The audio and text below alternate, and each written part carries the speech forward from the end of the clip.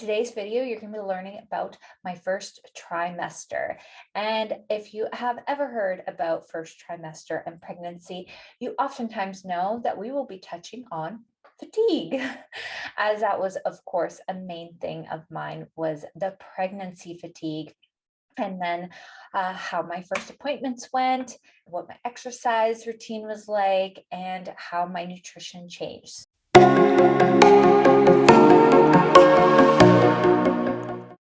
So let's talk about my first trimester experience.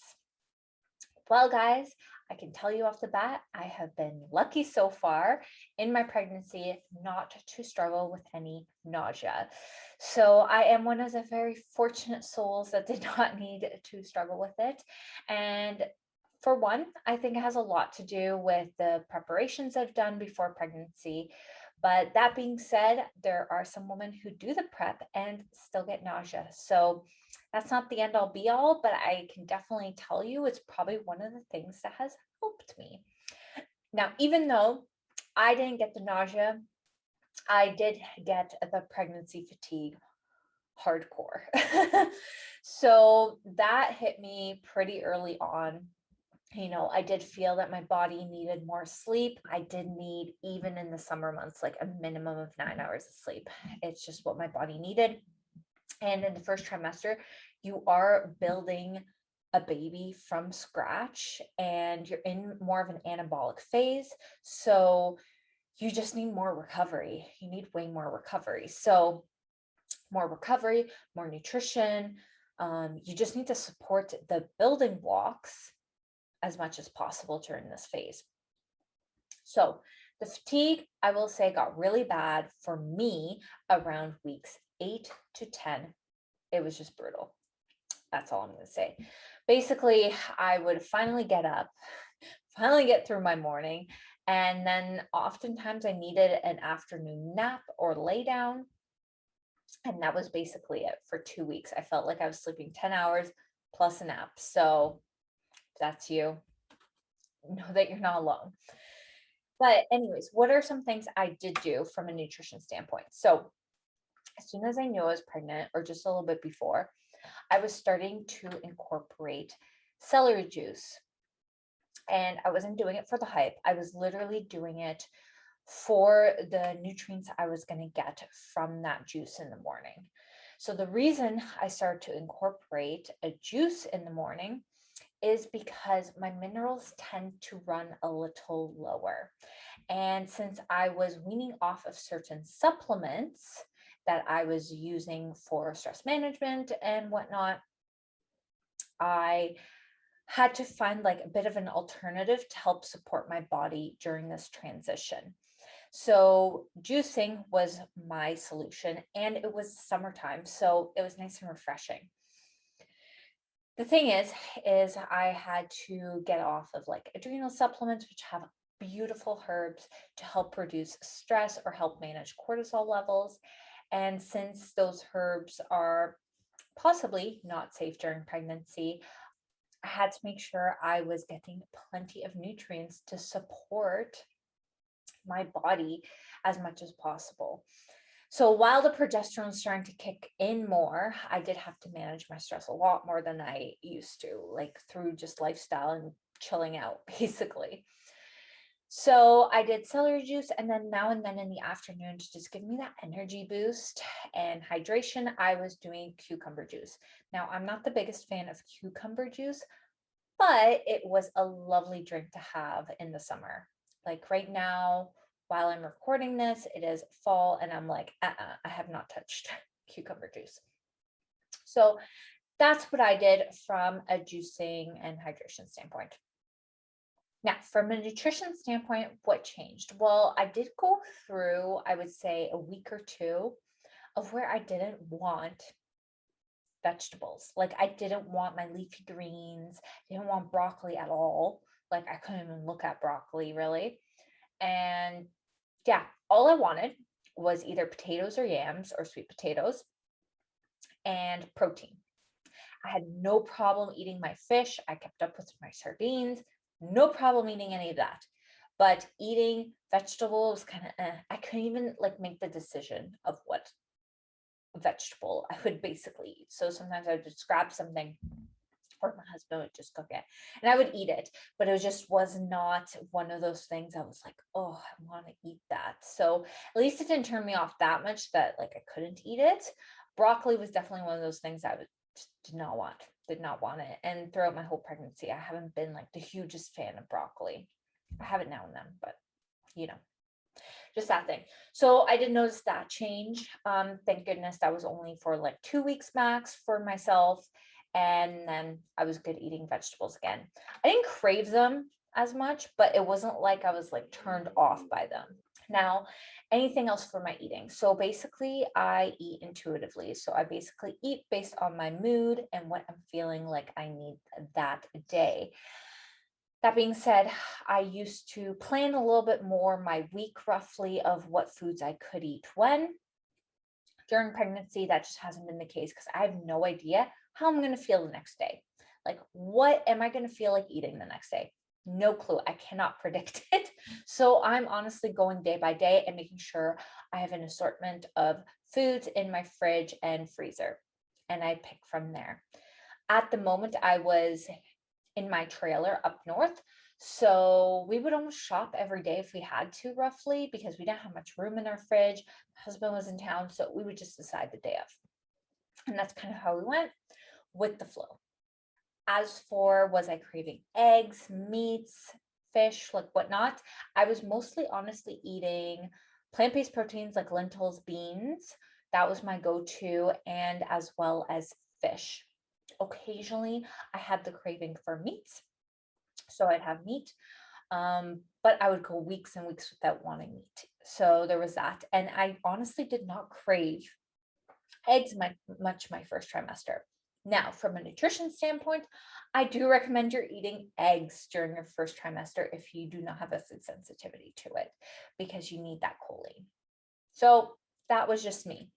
Now, the last thing that really changed a lot in my nutrition during the first trimester was that I did start snacking more, especially that was summertime. There was more fruit available. So I was having more fruit or dried raisins or whatever it was. I was having more of those things on hand and having those as snacks, which was delicious and I loved it. But I did feel like my body was not as happy. My heart rate can be very sensitive to how much I'm eating, can be sensitive to other things.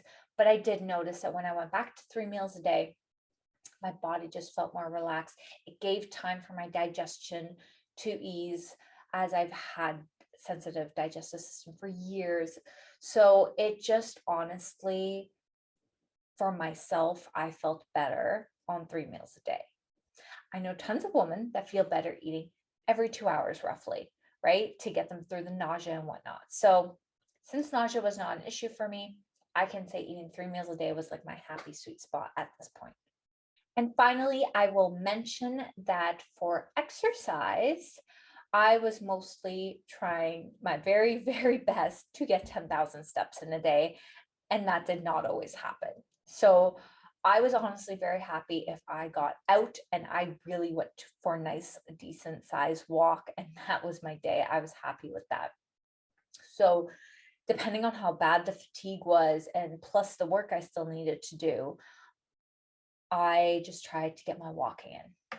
If I was able to do that, and if I was still feeling good, I would get a body weight workout in, but I was honestly not lifting weights during this time. I think maybe I lifted weights twice during this trimester. Don't quote me on that, but my body just was not feeling it. So I really just stuck to body weight and walking as my form of exercise. So that was my activity levels during the first trimester. Now, would I have loved to be working out 4 times a week? Absolutely. Did my doctor encourage working out? Absolutely. But I find that I'm like, I can't even think about it. I was like, how do you want me to work out when I'm so tired? So it's a matter of listening to your body. And sometimes for me, the extra push was getting out for that walk, and that was enough. And before I forget to tell you, I need to tell you that I had 2 doctor's appointments. So one was over the phone for my first prenatal visit, where you basically go through a checklist of things that you need to know. And then I did get my ultrasound at 10 weeks to hear the baby's heartbeat and see how everything was developing, which was amazing. And then I had my follow-up with the doctor. So we went over the ultrasound results, we went over blood work, and they listened to the heartbeat again, just checked that everything was good. The only recommendation I have, depending where you live in the world and depending on what health team you want in place, since I live in Canada and OHIP covers midwives, there is a higher demand for them, and there's only so many available depending what region you live in. So I encourage you, as soon as you figure out you're pregnant and you want a midwife, apply to your local midwife clinic, and so you can get in. Because I did this later and I was put on the wait list, and I kind of was a little stressed about that I wouldn't get a midwife, but all was good and I got a midwife, which was amazing. And I also interviewed some doulas during this time and picked my doula. So that was fun, and I'm very happy with the doula I have picked. So I will be doing more of my meetings with her in the second trimester and third. As for once I got my midwife, then I had my midwife appointment. And from there, my midwife follows me throughout my pregnancy and not my regular doctor anymore. So that basically sums up the medical stuff from behind the scenes. If you didn't know how that worked, I know some people get way more ultrasounds done. I only needed 10 weeks, and then I will, in the second trimester, need the one at 20-ish weeks. And that one's longer. So that one will be like half an hour to 45 minutes. As for my first ultrasound was like 10 minutes. Like it was so short, guys. It was so short. So yeah, that's just been my experience so far. Some people get more ultrasounds done based on what they're going through. My viewpoint is I want to do as minimal ultrasounds as possible. So I'm just doing the 2. And if everything looks good, then I won't need more, right? So it's unnecessary for me to get more. And that sums up my first trimester. Nothing too exciting other than when you figure out you're pregnant, you're excited with your significant other. And then I was trying to keep it a secret from everyone else. So that was a challenge, as I was around quite a bit of family during this time. So keeping my fatigue at bay was not always the easiest, but I did it anyways. And we told my parents, I think at 10 weeks, and then a week or 2 later, we told the in-laws. So that was super exciting. And that sums up the first trimester. As you can see, it's all about maintenance at this point. Like my nutrition is about maintaining my health and my practices that I've been doing for years now. So I did all the heavy lifting before pregnancy, and now I just kind of go with the flow. You know, I keep up with my exercise routine as best as possible and keep my nutrition the same as much as possible. Not much is changing compared to preconception and pregnancy. It's just about maintenance. And I would say the only big changes are that you're eliminating certain supplements, because there may be supplements you're taking that are herbal. And oftentimes we err on the side of caution and eliminate many of those herbal supplements and just stick to teas.